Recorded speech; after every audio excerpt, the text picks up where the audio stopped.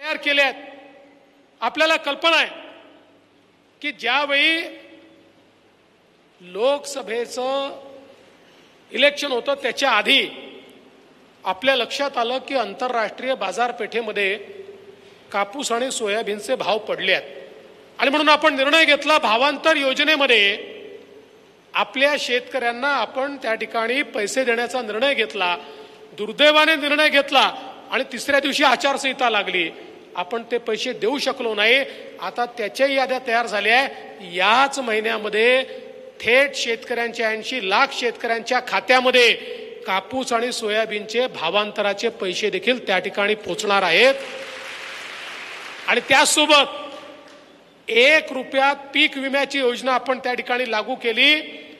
1,20,00,000 शेतकऱ्यांच्या खात्यामध्ये पीक विम्याचे पैसे देखील द्यायला आपण सुरुवात केली. पुढच्या 3 महिन्यामध्ये तेही पैसे शेतकऱ्यांच्या खात्यामध्ये त्या ठिकाणी पोहोचणार आहेत. त्यामुळे शेतकऱ्यांचा विचार करणारं सरकार, अशा प्रकारचं हे सरकार आहे. हे लोक रोज एक फेक नरेटिव्ह त्या ठिकाणी चालवतात.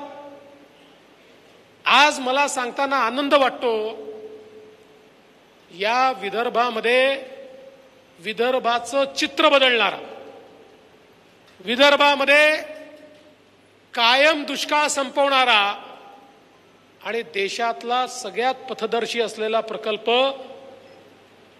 वैनगंगा नळगंगा प्रकल्प याला आपण मान्यता दिली. आपल्याला आश्चर्य वाटेल, 10 लाख एकर जमीन ओलिताखाली येणार आहे. 90,000 कोटी रुपयाचा प्रकल्प आहे. ज्या प्रकल्पामध्ये नागपूर, वर्धा, अमरावती, यवतमाळ, अकोला, वाशिम आणि बुलढाणा हे सगळे जिल्हे त्या ठिकाणी आपण कव्हर करतो आहोत. गोसीखुर्दच्या खालून वाहून जाणारं पाणी बुलढाणा जिल्ह्यापर्यंत आपण घेऊन चाललो आहोत. 550 किलोमीटरची नवीन नदीच आपण त्या ठिकाणी तयार करतो. नवीन नदी. एक तालुका असा सुटणार नाही की ज्या तालुक्यामध्ये सिंचनाची व्यवस्था नाही. हे कोरडवाहू पिकाचं जे आपलं संपूर्ण गाडा आहे हे पूर्णपणे संपवून टाकणारा अशा प्रकारचा प्रकल्प. माझा सवाल आहे, इतके वर्ष काँग्रेसनी, राष्ट्रवादी काँग्रेसनी राज्य केलं, कधीतरी त्यांनी विदर्भाचा विचार केला का? विदर्भाच्या सिंचनाला पैसे दिले का? मी मुख्यमंत्री असताना आपण जवळपास त्या ठिकाणी विदर्भातले 88 प्रकल्पांना पैसे दिले. त्यातले 68 प्रकल्प हे आज या ठिकाणी पूर्ण होत आहेत. हे देखील मला सांगितलं पाहिजे. आमचे रणधीर भाऊ नेहमी काटीपाटी बॅरेजचं सांगतात. 445 कोटी रुपये काटीपाटी बॅरेजला आपण दिले. त्यातनं आज त्याचं टेंडर निघतंय. सिंचनाची व्यवस्था त्या ठिकाणी होते. एवढंच नाही तर गुंगशी बॅरेज असेल, या ठिकाणी जवळपास 2017 पासून काम सुरू केलं. त्याचं काम आता पूर्णत्वाला येत आहे. जिगाव प्रकल्प जो एक आपला महत्वाकांक्षी प्रकल्प आहे, त्याला आत्ताच आपण जवळपास 2000 कोटी रुपये त्या ठिकाणी दिले. पैनगंगा नदीवरील 11 बॅरेजेसला 787 कोटी रुपये दिले. खरं म्हणजे खूप मोठी माझ्याकडे यादी आहे. पण सिंचनाच्या क्षेत्रामध्ये आपल्या सरकारने केलेलं काम जे आहे हे पथदर्शी काम आहे.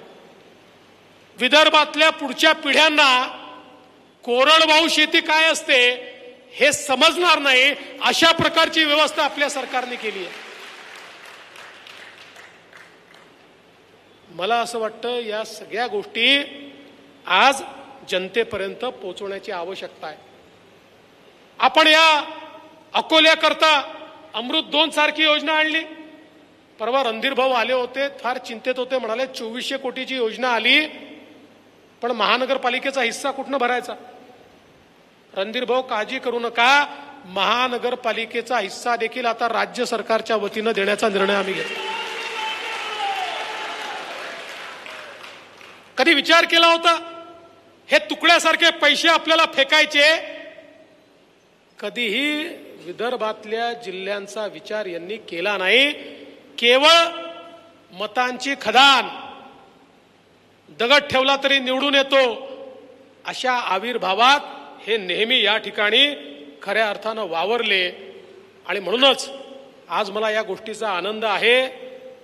अकोल्याने मागच्या वेळी 4 जागा भारतीय जनता पक्षाला दिल्या, पण यावेळेस 4नी भागणार नाही, 5वी पण पाहिजे। 5वी जागा देखील आपल्याला या ठिकाणी निवडून आणायची आहे आणि म्हणून आपल्याला खालपर्यंत जावं लागेल, आपल्याला लोकांपर्यंत जावं लागेल।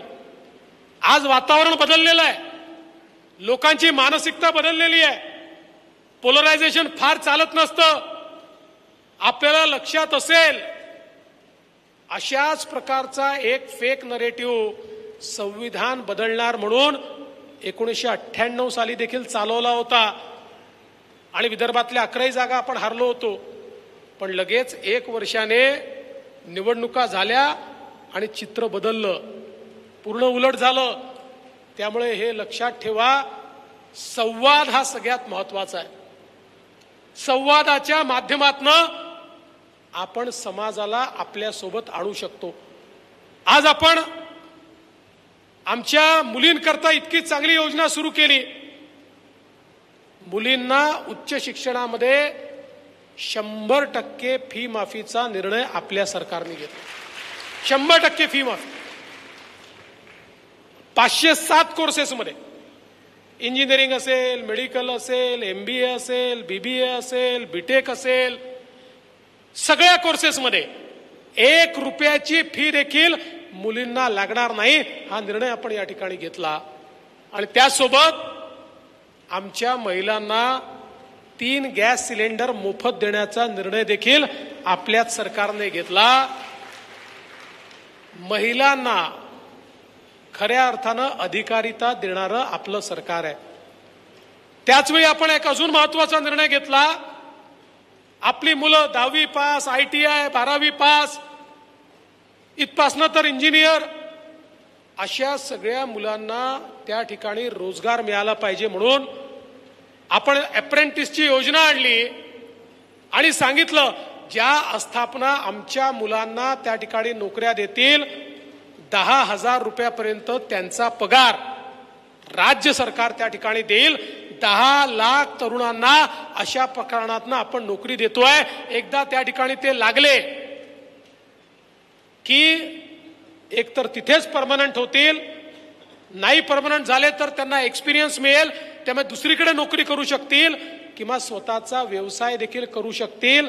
अशा प्रकारची योजना आपण आणली की ज्यातनं आमचा जो नुकताच शिकून बाहेर पडणारा तरुण आहे याला लक्षात येत नाही आणि प्रचंड या योजनेला प्रतिसाद मिळतोय। मोठ्या प्रमाणात उद्योग समोर येत आहेत आणि या योजनेचा लाभ घेत आहेत, आपल्या तरुणांना त्या ठिकाणी नोकऱ्या या मिळत आहेत। मला सांगताना आनंद वाटतो, सरकारी भरती आपण सुरू केली, 2.5 वर्षामध्ये 1 लाख लोकांना सरकारी नोकरी देण्याचं काम हे आपल्या सरकारने या ठिकाणी केलं।